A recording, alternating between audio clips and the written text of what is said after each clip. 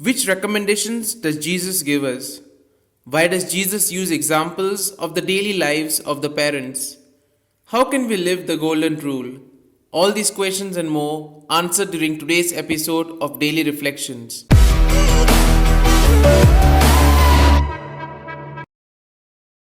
In these short instructions for prayer, Jesus invites us to come before God with expectant hearts, asking for what we need. God is always listening to our prayers. Matthew appears to our experience of being parents and how we are biased in favor of wanting to give our children the very best. The Gospel speaks about the three recommendations of Jesus: to ask, to seek, and to knock. A person is asked. The response depends both on the person as well as on the insistence with which it is asked. To seek is done oriented by some criteria. The better the criteria, the more certainty one can have of finding what one is looking for. To knock at the door is done with the hope that there will be someone on the other side of the door at home. Jesus completes the recommendations, offering the certainty of the response.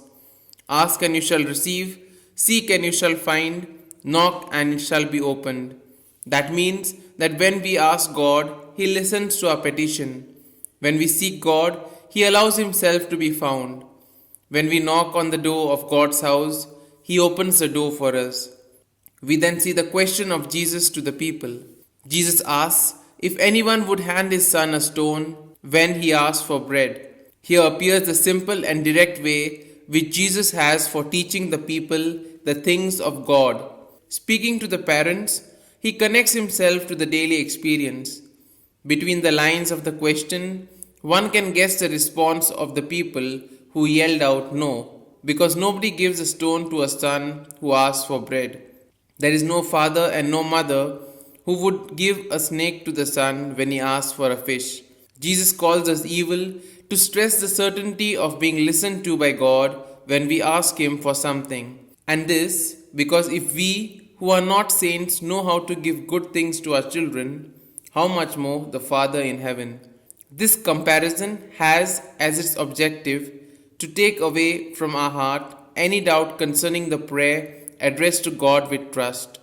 God will listen to us and He will give us the Holy Spirit.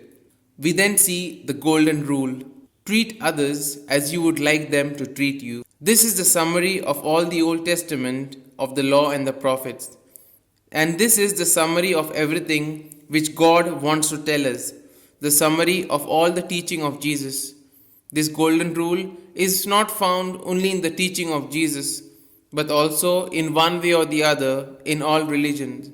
This responds to the more profound and the more universal sentiment of being human.